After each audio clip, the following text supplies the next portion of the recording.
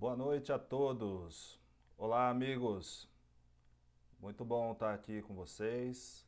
Estamos aqui iniciando mais uma live. Essa live que hoje nós vamos falar a respeito dos caminhos da felicidade. Bem-vindo a todos. Bem-vindo Samuel, a Meire, a Bruna, a Nabila, a Renata. Boa noite. Me deem um retorno, por favor, se o som está chegando bem para vocês, se a imagem está boa também. Me deem um ok com relação ao som. Bem-vindo Samara, bem-vinda Ênia, Viviane, o Luiz Carlos, a Cláudia, são todos muito bem-vindos. Muito grato pela presença de vocês. Estamos aqui nesse momento de cocriação, de geração de inteligência emocional, de geração de inteligência espiritual. E hoje eu trago para vocês esse tema dessa live de hoje, os caminhos da felicidade. Nós vamos falar um pouquinho hoje a respeito desses caminhos. Quais são, quais são os níveis de felicidade que nós podemos ter na nossa vida, na nossa existência, que nós buscamos ao longo da vida, os caminhos para a felicidade, né? E é, não estaria completo se ao falar dos caminhos da felicidade nós não falássemos então a respeito das dores da alma, as dores da existência, porque muitas vezes são essas dores que nos impedem de encontrar esse caminho da felicidade ou os caminhos da felicidade que nós tanto procuramos ao longo de nossas vidas. Então, nós vamos aqui falar a respeito disso, né? E eu quero também convidar vocês a interagirem, a colocarem aqui as suas perguntas. Muitos que estão aqui hoje participaram também de todas as 8 lives anteriores, onde nós abordamos muitos temas interessantes. Então, eu quero convidar vocês também para essa live ser uma live esclarecedora, ser uma live onde eu possa também responder algumas perguntas que não puderam ser respondidas por uma questão de tempo nas lives anteriores. Então, caso alguém tenha alguma pergunta a respeito das lives anteriores ou queira trazer algum tema também a respeito das lives anteriores, também é possível, né? E nós vamos aqui então gerando aqui conteúdo, esclarecendo dúvidas, compartilhando e caminhando juntos nesse momento de geração de inteligência. Como eu disse para vocês, eu os convidei para essa live, né? Essa live Caminhos para a Felicidade. E hoje eu quero compartilhar com vocês uma metáfora, né?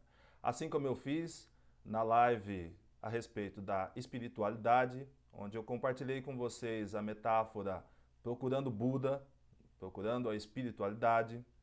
Hoje eu quero compartilhar com vocês uma metáfora muito significativa, muito simbólica, que é a metáfora a carga que eu carrego.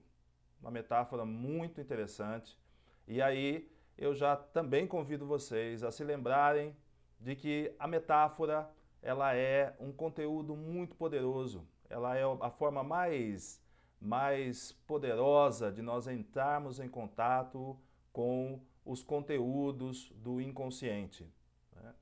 A metáfora, a linguagem que expressa os símbolos. E aí eu convido a vocês então a se conectarem com essa mente misteriosa de cada um, com o seu inconsciente, com a sua capacidade de simbolizar, de perceber o conteúdo simbólico que existe embasando cada palavra que nós proferimos dentro de uma história, dentro de uma metáfora. Então, eu quero agora compartilhar com vocês essa metáfora, a carga que eu carrego, para que nós possamos entender as dores da alma e para aí então, entendendo essas dores, poder fazer o trajeto do conhecimento dos caminhos para a felicidade. Metáfora, a carga que eu carrego. Conta a história que um homem caminhava vacilante por uma estrada, levando um saco de terra em um dos seus braços e no outro um saco de tijolos. Em suas costas, ele carregava uma grande mochila completa, carregada de pedras, cheia de pedras.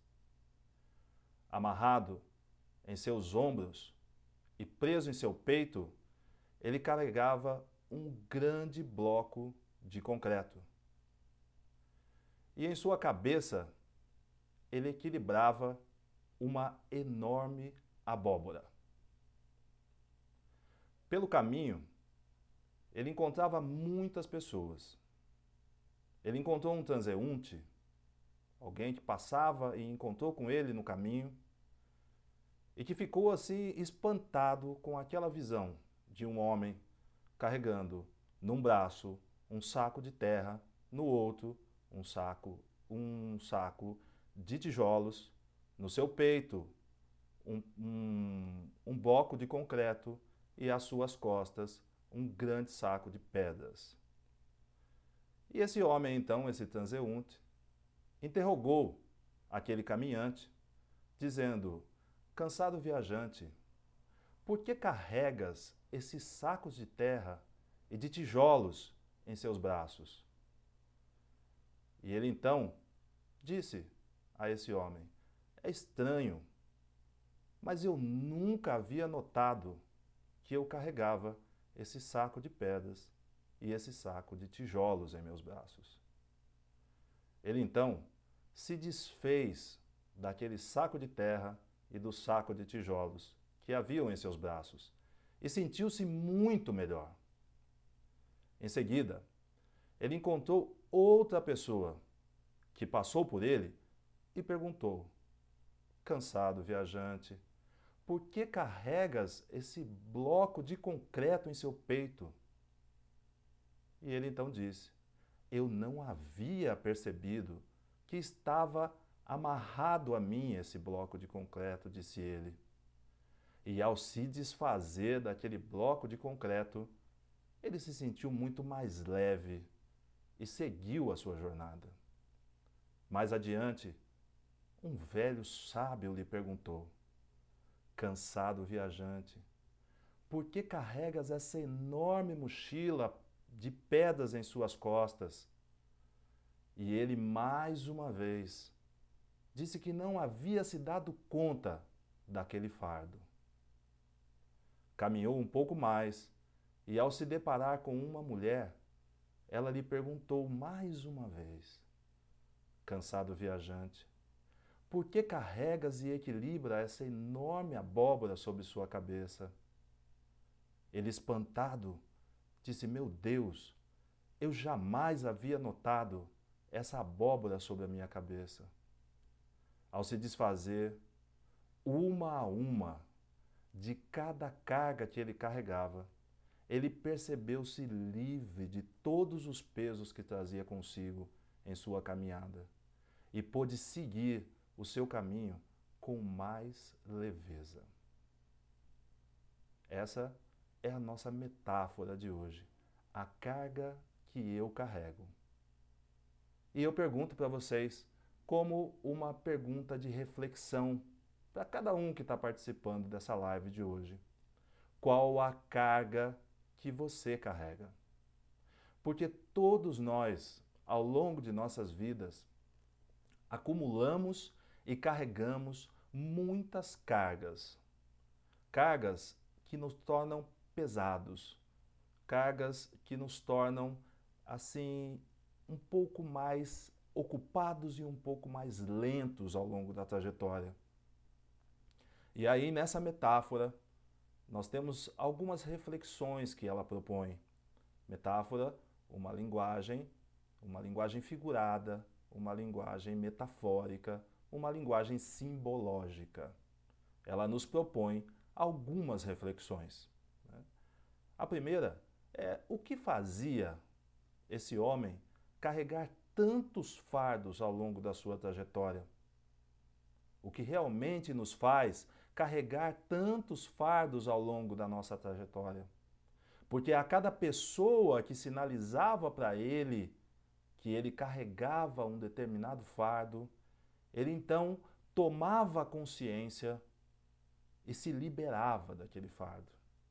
Portanto, talvez a tomada de consciência seja o primeiro passo para que nós possamos nos libertar das cargas que carregamos. Essas cargas são as dores da nossa existência. As dores da nossa existência que roubam a nossa energia, que roubam a nossa força criativa, que roubam muitas vezes a nossa força de imaginação e de criação de possibilidades de crescimento e de desenvolvimento. A tomada de consciência do peso que as dores nos causam, as dores da alma, ela nos coloca no primeiro passo para um movimento de libertação. E que dores, que cargas são essas que nós muitas vezes carregamos ao longo da vida? São culpas, medos de errar, medo de não ser bom o suficiente, vidas não vividas. Quantas pessoas que passam pela vida e simplesmente sobrevivem durante 30, 40, 50, 60, 70, 80 ou 90 anos.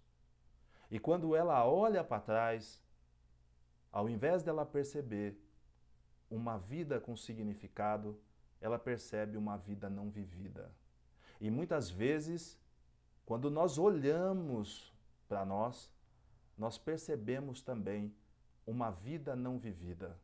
E o que isso significa? A não realização de todas as potencialidades que nós trazemos em nossa alma, que nós trazemos em nossa composição emocional.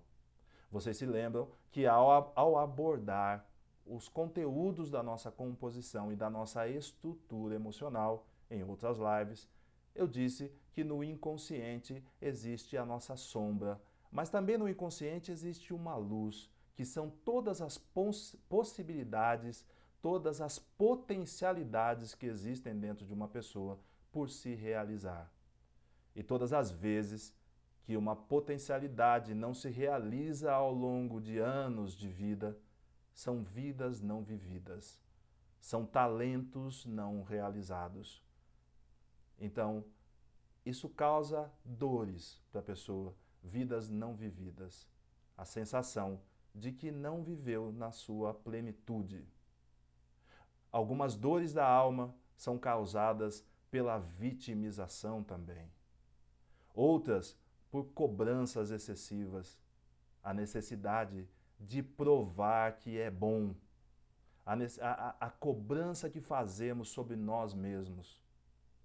Outras dores são causadas pela não aceitação de si mesmo, pela baixa autoestima, o sentido de amor próprio. O sentido de amor próprio. Quando nós não temos esse sentido de amor próprio, nós às vezes nos maltratamos ao longo da caminhada. Mas uma das dores, das cargas que nós carregamos, a não aceitação da nossa própria história. E essa talvez seja a carga mais pesada que nós possamos carregar ao longo da vida, a não aceitação da nossa própria história. E nós somos a história que nós contamos da nossa própria história. Então, uma reflexão que nós podemos fazer é que história eu conto da minha história. Eu conto uma história de integralização, eu conto uma história de aceitação ou não? Essa reflete, muitas vezes, uma dor da alma, uma carga que nós carregamos. Assim como muitos ressentimentos, mágoas, desamores, são também dores da alma, são também cargas que nós carregamos. E como nós percebemos dentro dessa metáfora, a cada carga que aquele viajante se despia dela, se desfazia dela, ele se tornava mais leve, ele se tornava mais assertivo, ele conseguia caminhar com mais tranquilidade. E aí, a gente é levado a refletir a respeito dessa metáfora sobre quais cargas nós estamos carregando ao longo das nossas vidas. Porque nós podemos sim caminhar de uma forma muito mais leve. Tudo depende de como nós olhamos para a vida e para a nossa própria história. Então, eu convido vocês nessa pequena introdução a interagirem, a colocarem aqui as suas dúvidas a respeito não só dessa metáfora, mas de qualquer possibilidade de estudo dentro disso que nós estamos compartilhando aqui hoje. E aí, quando nós falamos então nessa metáfora, a carga que eu carrego, estamos falando então das cargas e das dores da alma. E todos nós buscamos em nossa vida o caminho para a felicidade. E na verdade, como eu já disse para vocês em outras lives, a felicidade ela não é o destino. A felicidade ela é a própria trajetória. Ou seja, não adianta eu fazer um planejamento de vida. Quando eu tiver mais dinheiro, eu serei feliz. Quando eu realizar tal coisa, eu serei feliz. Quando eu comprar determinada casa em determinado bairro, eu serei feliz. Quando eu conseguir alguma coisa que eu almejo muito, eu serei feliz. Porque, na verdade, todo o sentido da caminhada está em encontrar a felicidade durante o percurso. A felicidade, ela está no percurso. Ela não é simplesmente o destino. Porque muitas pessoas imaginam, quando eu me aposentar, eu vou ser feliz, porque eu vou poder desfrutar de tudo aquilo que eu plantei ao longo da minha vida. Mas quantas pessoas, ao se aposentarem, são chamados para mudar de nível, para mudar de dimensão, para abandonar essa dimensão terrena e viver uma dimensão espiritual. E aí então, qual foi o sentido da existência? Trabalhar durante toda uma vida para ser feliz quando se aposentasse. E muitas vezes abriu mão de ser feliz a cada dia nas pequenas coisas. Aquela felicidade que se encontra nas coisas simples, no sorriso de um filho, num abraço de um amigo, numa conversa prazerosa. A felicidade que se encontra na realização de cada dia. E aí nós temos aqui, então, já algumas perguntas. A Renata me pergunta aqui, quando a gente se auto-perdoa, estamos aliviando cargas? Pode falar um pouco sobre o auto-perdão? Sim, Renata, posso. O auto-perdão, ele é algo importante, muito importante, nessa libertação, nessa liberação que nós podemos ter das cargas que nós carregamos. E o que exatamente é o auto-perdão? Ele é aquela percepção que nasce da conscientização daquilo que nós fizemos. Nós, ao longo da vida, vamos viver muitas experiências e vamos errar muitas vezes. Vamos errar na construção da nossa história, vamos errar na interação com muitas pessoas, vamos errar em muitas decisões. Mas eu convido vocês a refletirem: será que o erro é realmente erro? Porque nós abordamos aqui na live das 4 necessidades básicas do ser humano que a segunda necessidade básica do ser humano é ter o direito de errar. Nós vivemos num plano de dualidade, nós vivemos o inconsciente e a consciência, nós vivemos aquilo que é material e aquilo que não é material. aquilo que é material e aquilo que é espiritual. Existe o claro e o escuro. E nós temos que fazer escolhas. E o erro, ele é uma grande ferramenta de aprendizado, desde que nós saibamos colher dele os frutos que ele nos apresenta. O erro pode ser um dos instrumentos da ampliação da consciência. Se o ser humano vive nesse plano e ele tem como base da sua existência o direito de errar como instrumento de construção de uma consciência mais amplificada, então talvez o erro não seja o erro. Muitas vezes, ao analisar acontecimentos do passado, uma pessoa diz: eu poderia ter feito diferente. Eu poderia ter feito de outra forma. E aí então eu te convido a pensar que não, você não poderia ter feito diferente, porque se pudesse, teria feito. O auto-perdão começa quando nós percebemos que nós só fizemos aquilo que estávamos podendo fazer. Só fizemos aquilo que podíamos fazer, aquilo que estava no alcance da visão e da consciência que tínhamos naquele momento. E quando percebemos isso, tomamos consciência do momento vivido, daquilo que nos limitou, daquilo que diminuiu a nossa percepção do todo. É como se nós estivéssemos saindo daquela caverna que Platão falava. É como se nós estivéssemos entrando em contato com a luz do sol. É como se nós estivéssemos clarificando o nosso ser, a nossa consciência. E aí novas possibilidades de ação vão brotar. Então, quando eu percebo que não, eu só fiz aquilo que eu realmente podia. E agora existe uma dádiva que se apresenta, que é uma percepção maior da realidade, do contexto, do cenário. E agora sim, eu tenho novas possibilidades.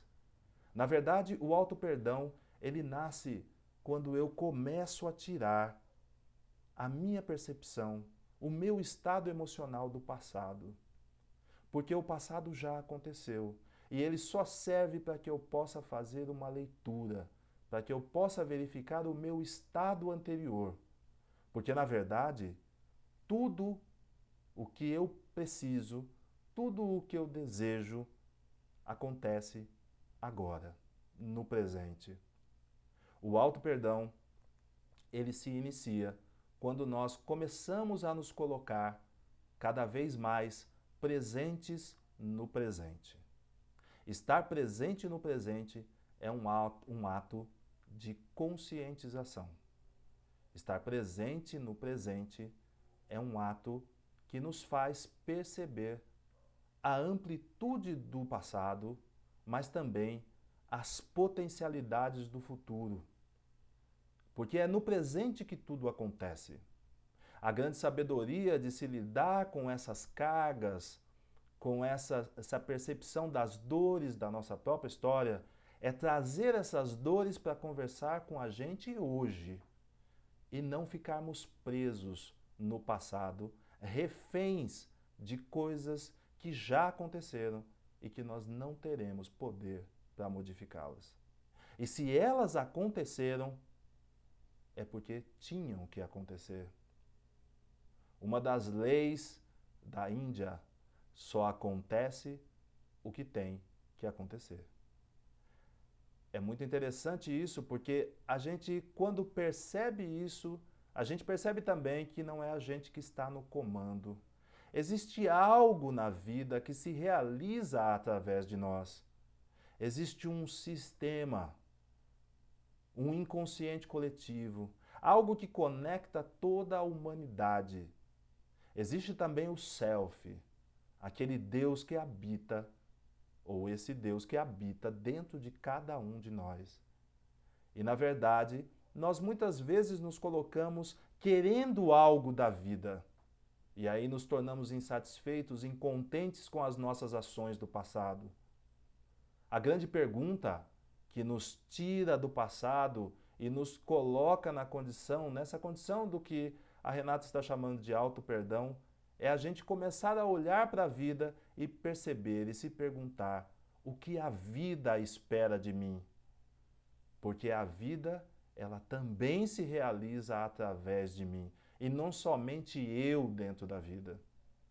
Quando eu me pergunto isso, o que a vida espera de mim, e me coloco no lugar, e me coloco à disposição dessa vida, à disposição do Deus que habita em mim, então eu percebo que o que vale é o que eu estou vivendo hoje.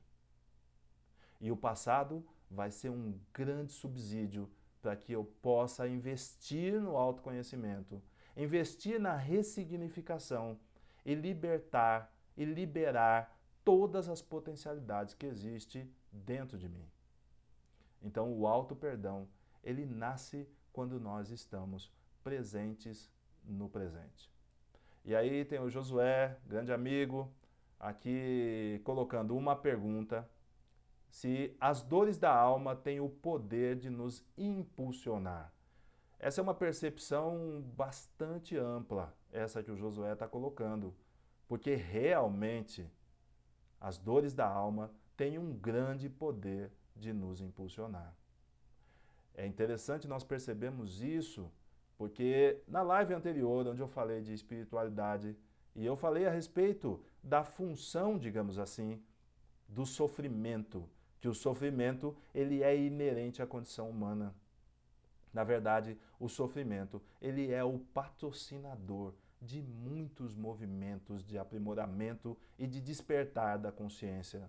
O ser humano evolui através do sofrimento. Então, são essas dores da alma, são os incômodos que nós sentimos na nossa estrutura emocional que nos impulsionam para que a gente possa encontrar um estado desejado, um estado atual e desejado melhor do que o que nós vivemos hoje. Toda pessoa que busca, por exemplo, um acompanhamento terapêutico, que busca terapia, que busca o autoconhecimento, é sinal que existe alguma dor da alma que está falando alto dentro dela. Existe algum incômodo que está movimentando a estrutura emocional dela. Portanto, as dores da alma, os sofrimentos, as percepções que nos causam conflitos, elas são as grandes patrocinadoras dos movimentos do autoconhecimento, dos movimentos do desenvolvimento. Portanto, se nós olharmos para as dores dessa forma, nós então vamos poder dizer: eu estou sofrendo, eu estou sentindo esta dor da minha história.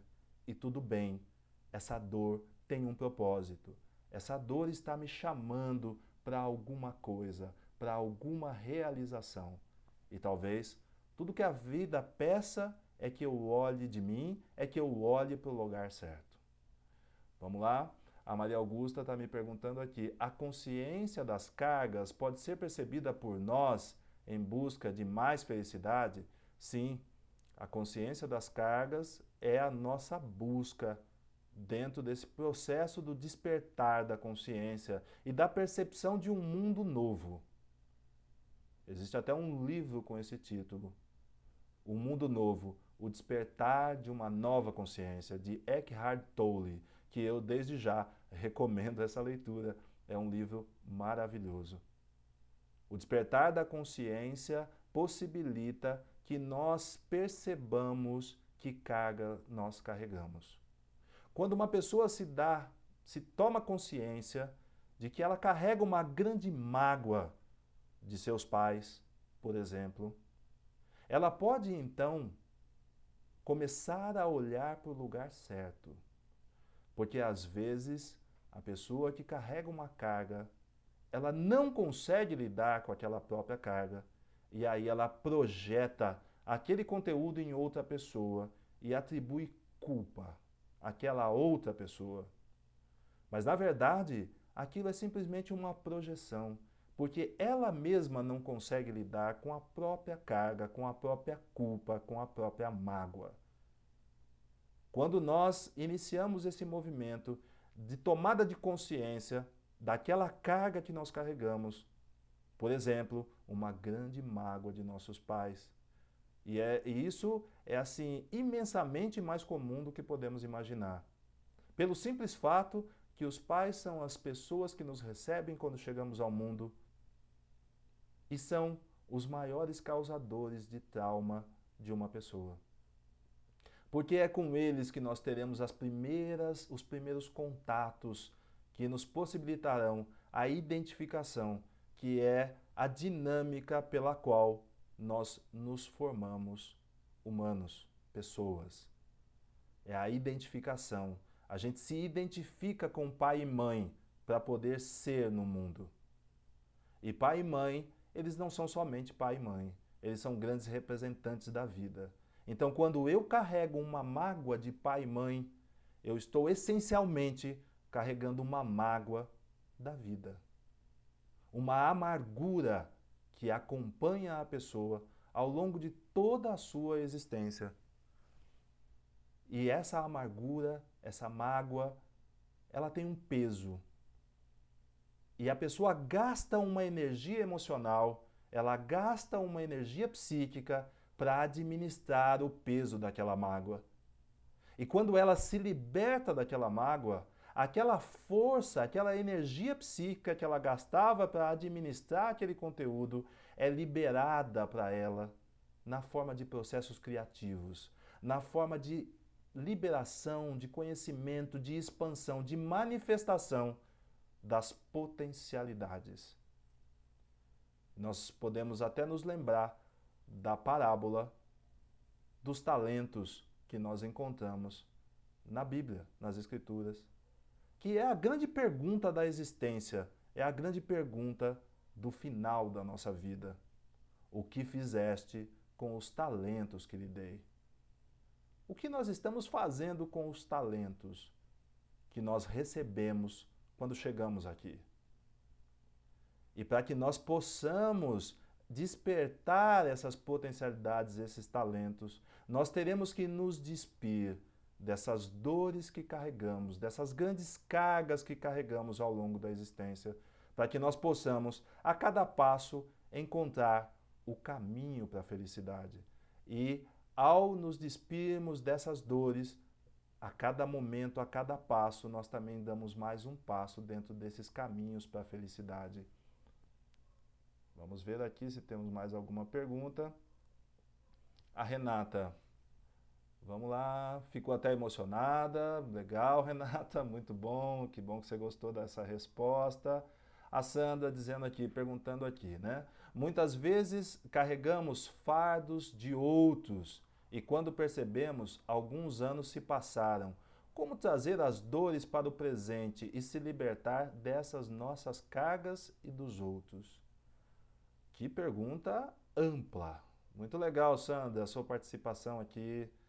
Olha, essa percepção que nós carregamos cargas dos outros é uma percepção muito interessante, porque aí a gente vai ter que perceber que cargas são essas e que outros são esses. Então aí eu vou lembrar para vocês lá a metáfora, então, a respeito da caverna de Platão, do mito da caverna. Nós vivemos ao longo da nossa vida muitas projeções. A minha pergunta para cada um de nós e de vocês é: quem realmente é você?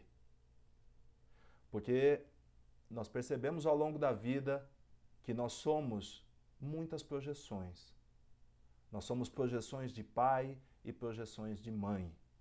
Nós somos projeções de todos aqueles aprendizados e conteúdos que nos foram sendo colocados dentro de nós, através das experiências, da educação, da vida, da sociedade.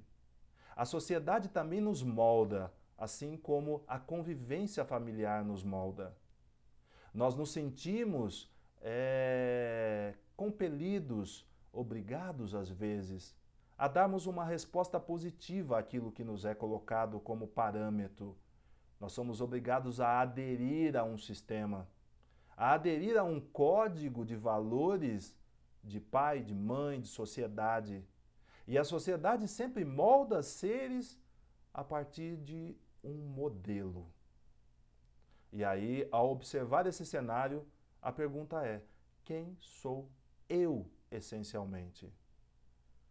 Porque existe em mim um conteúdo que é paterno, a projeção da vivência paterna, da relação afetiva com o pai. Ou seja, existe em mim uma projeção do complexo paterno, aqueles conteúdos, aquela experiência vivida com a figura arquetípica do pai. Existe também um conteúdo em mim que é materno, que forma um complexo. Um complexo é um conjunto de memórias, de fragmentos de memória dotados de sentimento. Então eu sou a projeção dessas coisas. Eu sou também a projeção das experiências. Mas isso são projeções, não são quem realmente eu sou. Então, o que exatamente é carregar as dores do outro? Muitas vezes nós replicamos, nós reproduzimos em nossas vidas dores que não são nossas, que são sistêmicas, que são do inconsciente coletivo de uma família ou de uma sociedade, ou de um espírito da época, como nós falamos na live anterior. Todo o processo da nossa formação psicológica, ele passa pela identificação. E todo o processo do nosso desenvolvimento emocional e do despertar da nossa consciência passa pela capacidade de desidentificação. Ou seja, nos liberarmos da carga que não é nossa. Nos olharmos no espelho da existência, olhar para pai e mãe e dizer: sim, você é o pai certo para mim, você é a mãe certa para mim, eu honro e respeito quem sou, a minha história e quem me antecedeu. Porém, eu não preciso mais carregar isso. Eu não preciso mais carregar essa mágoa que é sistêmica. Ela não é minha, ela é do meu avô, ela é do meu pai, ela é do meu bisavô, ela é da minha mãe, ela é de qualquer pessoa que faça parte do meu sistema, mas eu não preciso ser escravo dessa mágoa, dessa dor. A tomada de consciência é o que nos possibilita a libertação das dores, das cargas que nós carregamos, sejam elas nossas ou não. E à medida que eu carrego e me identifico com essa carga, sim, ela é minha também. Porque eu estou mantendo uma fidelidade sistêmica à família, por exemplo, ou à sociedade. Mas quando eu me desidentifico, quando eu consigo dar os passos para encontrar a minha essência, aquilo que eu sou na essência, então eu posso me libertar daquela crença, daquelas dores ou daquelas mágoas. Eu espero ter respondido essa pergunta tão profunda da Sandra. Alá, a Rudmara está dizendo: gratidão, Sandra, estou gostando bastante da live, valiosa. Muito obrigado pela sua presença, Rudmara. A Estela está perguntando: a sensação de vazio que a maioria de nós sentimos é inerente ao ser humano ou algo que devemos aprender a administrar? Olha, Estela, que pergunta maravilhosa. Muito grato por essa participação tão legal. A sensação de vazio que a maioria de nós sentimos, se ela é inerente ao ser humano. Eu diria para você que não, Estela. A sensação de vazio, ela é a falta de completude, a falta de sentido, propósito e significado diante da vida, diante da nossa própria história. Eu costumo dizer que o estado de plenitude, ele não é um estado onde está tudo perfeito, aonde nós conseguimos tudo aquilo que nós queríamos. O estado de plenitude é um estado que me coloca em paz com a vida. Ele é um estado que ele é fruto do meu olhar pacífico diante da minha história. Quando eu estou em paz com a minha história, quando eu estou em paz com os meus ancestrais, quando eu estou em paz com as dores da minha alma, percebo que elas têm um sentido na minha existência, eu então me preencho daquele self que estabelece as propostas da minha vida. Isso equivale a dizer é que eu sinto a vida habitar dentro de mim. E quando esse Deus interno se expande e habita dentro de nós, não existe vazio. Aquele vazio anteriormente sentido está preenchido pela percepção de sentido, propósito e significado. Está preenchido pelo self. Está preenchido por esse estado de me colocar a serviço da vida. E essa é a busca do ser humano. Muitas pessoas sentem um vazio existencial. O vazio existencial é a falta de sentido, propósito e significado. E isso só existe quando eu não consigo entender as dores da minha existência. A partir do momento que eu consigo entender as dores da minha existência, cada dor que eu entendo, ela tem uma transformação dentro de mim. E ela se transforma num conteúdo de amor e de percepção e de compreensão diante da história. E quando eu falo de compreensão, eu não estou falando de uma compreensão cognitiva, de uma racionalidade do entendimento. E sim, estou falando de uma compreensão que abre um espaço dentro de si para acomodar aquele conteúdo e para que aquele conteúdo seja um impulsionador do nosso movimento de evolução. E aí, com essa pergunta, então, tão maravilhosa da Estela, eu quero falar com vocês a respeito do primeiro caminho para a felicidade. São 3 caminhos que eu quero abordar hoje com vocês para a felicidade. 3 níveis aonde nós podemos perceber a felicidade na nossa vida. E o primeiro nível, o primeiro caminho para a felicidade é o que eu chamo de caminho da vida prazerosa. O caminho da vida prazerosa, esse caminho para a felicidade, está referenciado no primeiro nível do processo evolutivo, que, aliás, eu convido vocês para estarem ligados, porque eu estou preparando um workshop de um dia, que pode ser web ou pode ser presencial, com vocês, com todos que quiserem fazer esse estudo profundo a respeito dos 7 níveis do processo evolutivo. E a vida prazerosa, ela está ligada ao primeiro nível do processo evolutivo, que é o nível que nós chamamos de ambiente ou superficialidade, que significa tudo aquilo que se tem, tudo o quanto desfrutamos e já conquistamos. Esse nível está referenciado no ambiente, é aquilo que eu tenho, a casa que eu tenho, o carro que eu tenho, a roupa que eu tenho, o trabalho que eu tenho, tudo aquilo que eu possuo, que me dá prazer, que me dá felicidade. É o primeiro nível. É interessante porque ele tem o nome de superficialidade, mas ele é a base da pirâmide do processo evolutivo. Sem essas premissas, muitas vezes, nós não conseguimos nos sentir satisfeitos, felizes. E aí não é preciso ter muito para a vida prazerosa, porque tem tantas pessoas que têm muito e não conseguem ter prazer naquilo que têm. Tem tantas pessoas que têm um carro importado que custa 500, 600, 1 milhão de reais e não conseguem desfrutar daquilo, não conseguem sentir prazer naquilo. E aí aquela sensação de vazio faz com que ela compre um outro carro de mais meio milhão de reais.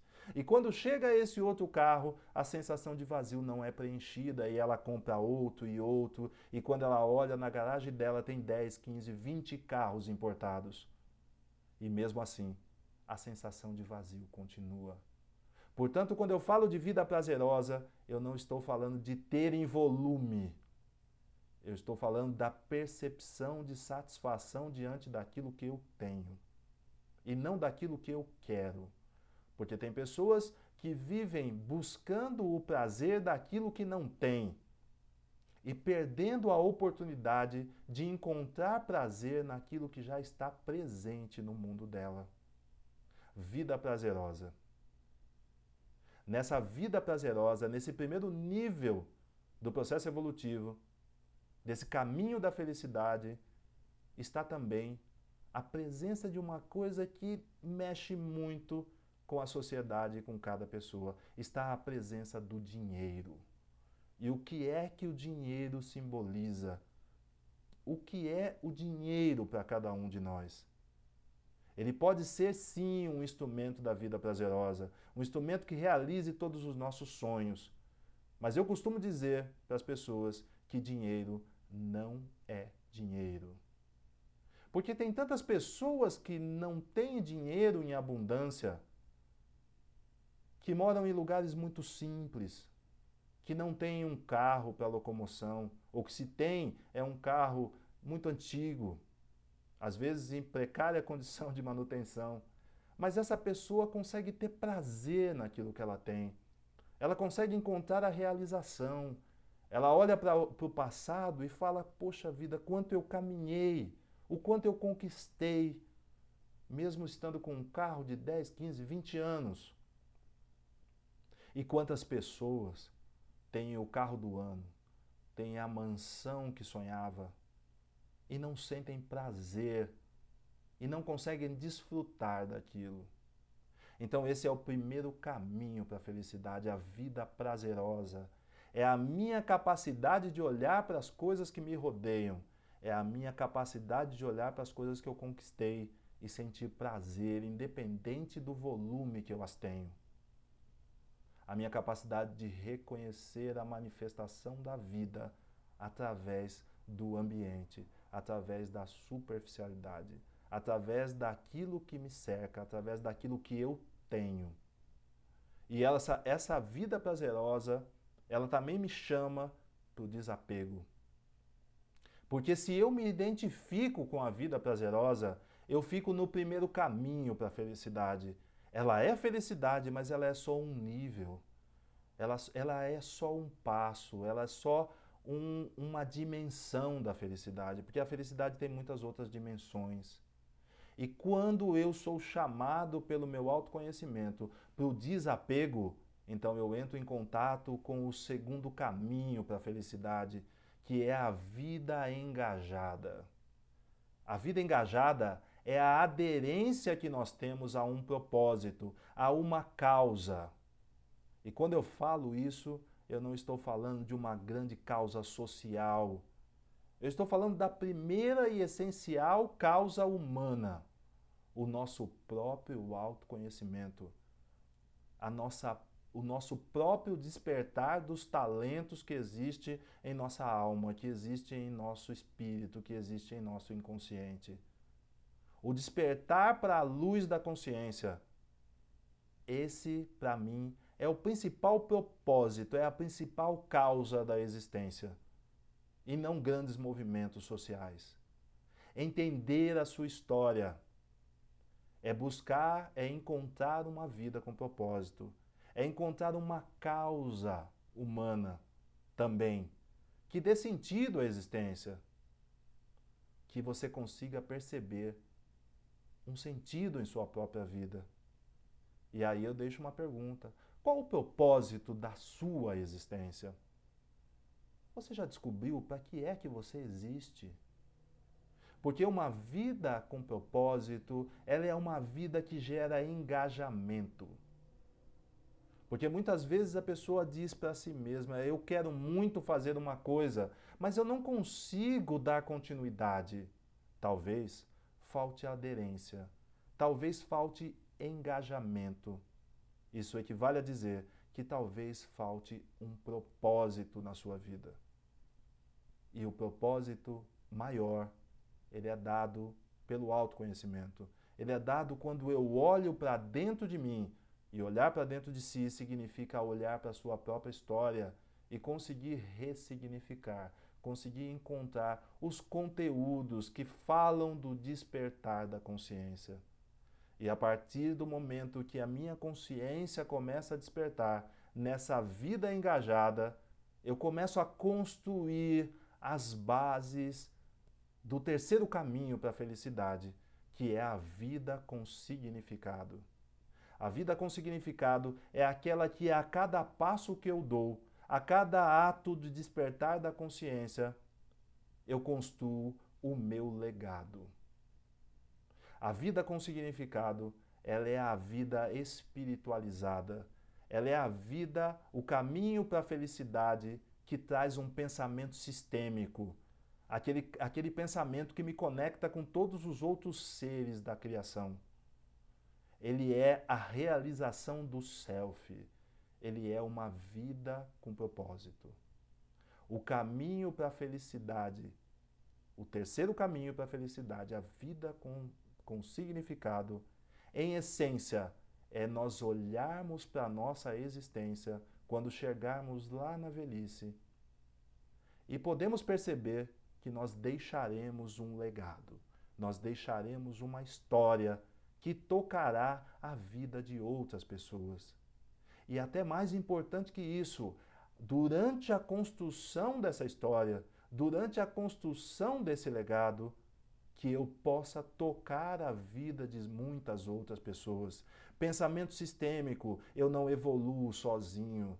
Eu trago todos que eu puder, de mãos dadas comigo, para que a gente possa realizar a vida em nós, para que a gente possa se conectar com a realização do self, para que a gente consiga encontrar o propósito da existência. Os 3 caminhos para a felicidade são esses: a vida com significado, a vida engajada e a vida prazerosa. O prazer, o engajamento e o significado. Vida prazerosa, vida engajada e vida com significado. Os 3 caminhos da felicidade. Quanto mais nós trabalhamos as dores da existência, mais nós podemos nos conectar com um desses caminhos ou com esses caminhos gradativamente a cada passo do nosso despertar. Uma pergunta do José Francisco, grande amigo também: como distinguir um fardo de uma dificuldade que vem como oportunidade de evolução? Na verdade, José Francisco, eu poderia dizer que todos os fardos são grandes oportunidades de evolução. Aquelas dores que nós carregamos, eu vou dar um exemplo, uma pessoa que carrega uma grande mágoa ao longo de sua vida. Às vezes mágoa de pai e mãe, como eu disse, às vezes mágoa de um irmão, às vezes mágoa de um relacionamento que se findou. Quando nós nos libertamos dessa mágoa, quando nós percebemos que essa mágoa é uma grande oportunidade de libertação, e nós nos conectamos com essa oportunidade, nos liberamos dessa mágoa, um outro sentimento habita no lugar dessa mágoa. Ou seja, essa mágoa ela é ressignificada, ela é transformada numa capacidade de amar. É como se nós saíssemos, nos libertássemos, deixássemos um fardo e fôssemos a cada momento encontrando o sentido da existência, que é transformar sofrimento em alegria. E eu transformo o sofrimento em alegria, dando o primeiro passo, que é a conscientização dessas dores que me afligem. Então, eu diria que um fardo e uma dificuldade podem ser exatamente a mesma coisa. A Regina Malcuti, também super bem-vinda. Ela diz: pode-se dizer que atraímos as experiências necessárias a nos desenvolvermos? Nossa, hoje as perguntas estão extremamente profundas. Que reflexão maravilhosa essa da Regina Malcuti. Ela nos fala se nós atraímos as experiências necessárias. É exatamente essa percepção que pode nos libertar. A vida se realiza através da nossa existência também. Não somos só nós que nos realizamos diante da vida. Portanto, aquilo que nós trazemos dentro de nós forma um grande ímã de atração. Então, se eu trago dentro de mim mágoas, ressentimentos, dores, cargas, elas formam como um ímã que atraem as experiências para que eu possa exatamente me libertar das dores, das cargas. Uma pessoa que carrega uma mágoa profunda de pai e mãe, ela vai vivenciar, ela vai atrair através desse ímã que se forma dentro dela, cada vez mais experiências diante da vida que fazem com que ela entre em contato com aquela mágoa essencial. Porque, como eu disse, pai e mãe são grandes representantes da vida. Portanto, todas as vezes que eu estou diante de questões vitais, eu estou diante de pai e mãe. E a forma como eu olho para o meu pai e para a minha mãe vai me dar a percepção daquela situação que se configura à minha frente. Portanto, esses ímãs internos, podemos chamar assim, eles atraem sim as experiências necessárias. Portanto, nós somos levados a pensar: se eu tenho uma experiência conflituosa num relacionamento afetivo, o que exatamente atraiu aquela experiência para mim?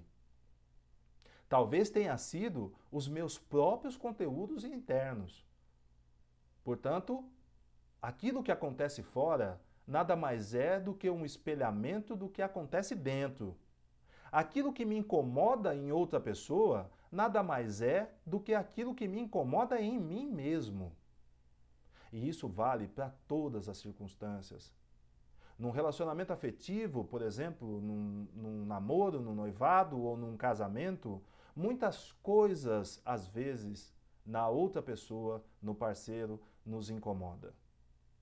E aí nós achamos que é culpa da outra pessoa, que ela é que tem que transformar aquilo, que ela é que tem que modificar aquele estado de ser. Então, eu convido a uma reflexão. Por que é que exatamente isso te incomodou? Porque aquilo que vibra em nós, aquilo que chega até nós, só nos toca se houver uma ressonância interna. O presente que você me dá, ele só é meu se eu aceitar. Se eu não aceitar, ele não é meu. Portanto, aquilo que mexe com a minha estrutura emocional, aquilo que me toca, aquilo que me movimenta emocionalmente vindo de fora, tem uma ressonância dentro. Portanto, a agressividade de alguém que chega até mim me incomoda, mexe com a minha estrutura emocional. E se mexe com a minha estrutura emocional, é sinal que em algum nível aquela mesma agressividade está dentro de mim. E como eu não consigo lidar com aquela agressividade, então eu projeto, eu atribuo culpa àquela pessoa que trouxe aquela agressividade para mim, dizendo que ela é responsável pela alteração do meu estado de humor ou do meu estado emocional. Foi ela que me provocou, foi ela que me tirou do sério, foi ela que me desestabilizou. Mas na verdade, ninguém tem esse poder a não ser que por nós mesmos seja dado. Portanto, quando eu dou esse poder a alguém de desestabilizar o meu estado emocional, é sinal que aquela irritabilidade, aquele conteúdo que a pessoa traz, também existe dentro de mim. Muito grato, Regina, pela pergunta, excelente participação. A gente tem aqui também uma pergunta do Daniel: quantas releituras da sua própria vida uma pessoa pode fazer ao longo da jornada? Eu diria infinitas, Daniel, infinitas. Porque as possibilidades da existência, do autoconhecimento e do desenvolvimento humano também são infinitas. Até que chegue a realização na plenitude do ser, muitas possibilidades, muitas releituras da história podem ser feitas, até que eu expanda, até que eu realize o propósito da existência. Então eu diria para você que são infinitas. A Viviane também está me perguntando o que é exatamente sofrer com alegria. E aí eu vou dizer para vocês que nós estamos chegando aqui a 40 segundos da conclusão dessa primeira parte da nossa live. Porque como vocês estão acostumados, e eu também, a nossa live ela tem sempre duas partes. Ela tem a primeira hora, que é o limite que nós temos aí no Instagram, e depois nós temos a segunda parte. Então, nós vamos desconectar, a live vai cair agora, e eu convido vocês, eu vou reabrir a live e todos que perguntaram depois dessa pergunta da Viviane, eu peço que repostem as perguntas para que eu possa interagir e responder. Então, eu convido vocês a se reconectarem. Até já!